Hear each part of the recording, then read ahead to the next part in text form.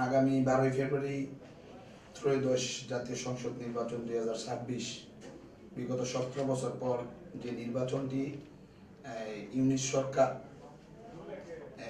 আয়োজন করেছে, সেই আয়োজনকে ঘিরে আমরা দেশনায়ক জনাব তারেক রহমানের নেতৃত্বে নতুন বাংলাদেশ বিনির্মাণে তার যে বক্তব্য, করব কাজ করব দেশ, সবার আগে বাংলাদেশ, আমার আগে আমরা, আমাদের আগে দেশ, ক্ষমতার আগে জনতা, সবার আগে বাংলাদেশ, এই যে কথা, এই কথার মধ্যেই আগামী বাংলাদেশ বিনির্মাণের যে নতুন ভাবনা, এই ভাবনাটা লুকিয়ে আছে।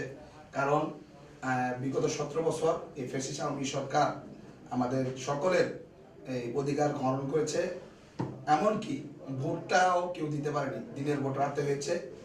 সেই লক্ষ্যে আমরা আগামী 12ই ফেব্রুয়ারি নির্বাচন অবাধ সুষ্ঠু করার জন্য আমরা সকলে ঐক্যবদ্ধভাবে কাজ করে যাচ্ছি। ইনশাআল্লাহ আমি আশাবাদী আগামী 12ই ফেব্রুয়ারি নির্বাচন একটি অবাধ সুষ্ঠু নির্বাচন হবে। আমরা দেশনায়ক জনাব তারেক রহমানকে বিপুল ভোটের মধ্য দিয়ে সারা বাংলাদেশ থেকে বিপুল ভোটে জয়ী করে আগামী দিনের প্রধানমন্ত্রী নির্বাচিত করবো ইনশাআল্লাহ। আসন্ন ত্রয়োদশ জাতীয় সংসদ নির্বাচন 2026 12ই ফেব্রুয়ারি নির্বাচন জনগণের স্বতঃস্ফূর্ত অংশগ্রহণে আমরা, আমার পরিবারের, আমার বাবা, আমার মা, আমার সহধর্মিণী, এমনকি আমার মাসুম বাচ্চাও এখন আমার সাথে সাহসোদ্দীপনায় কাজ করে যাচ্ছে। মঞ্জুর করিম রনি ভাইয়ের বিজয় নিশ্চিত করার লক্ষ্যে আমরা, আমার বাবা, আমি একদিকে, আমার বাবা একদিকে, আমার সহধর্মিণী একদিকে, এমনকি আমার ছেলেও এখন আমার সাথে সে সংযুক্ত হয়েছে। এতে আমি অনেক হ্যাপি, কারণ আমার পুরো পরিবারই বিএনপির সাথে জড়িত।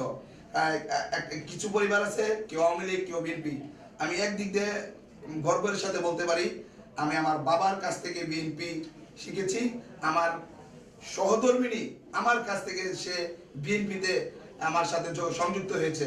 নির্বাচন কমিশন অবাধ সুষ্ঠু নির্বাচন করার লক্ষ্যে যেই কার্যক্রম হাতে নিয়েছে, গতকালকে একটি ভিডিও বার্তা দেখলাম, যদি কোনো নির্বাচন কেন্দ্রে কেউ ভোট চুরি করার, ডাকাতি করার প্রস্তুতি নেয়, তাহলে তাদেরকে সর্বোচ্চ শাস্তি দেওয়ার যেই সিস্টেম সেনাবাহিনী এটা আমার কাছে খুব ভালো লেগেছে।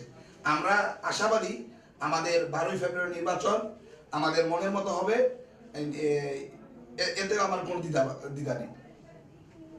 আগামী নির্বাচনে বাংলাদেশ জাতীয় দল বিএনপি যদি ক্ষমতা আসতে পারে, তো আমার ওয়ার্ডের সর্বোপরি ছাওয়া থাকবে রাস্তাঘাট, ড্রেনেজ ব্যবস্থা এবং বর্জ্য ব্যবস্থা না। কারণ বর্তমান সময়ে আমরা আসলে মশার জন্য সবাই বিরক্ত। এই বর্জ্য ব্যবস্থাপনা যদি আমরা একটু মুক্ত করতে পারি, তাহলে অবশ্যই আমাদের এলাকা থেকে মশার নিধন হবে, ডেঙ্গু থেকে আমরা মুক্ত পাবো।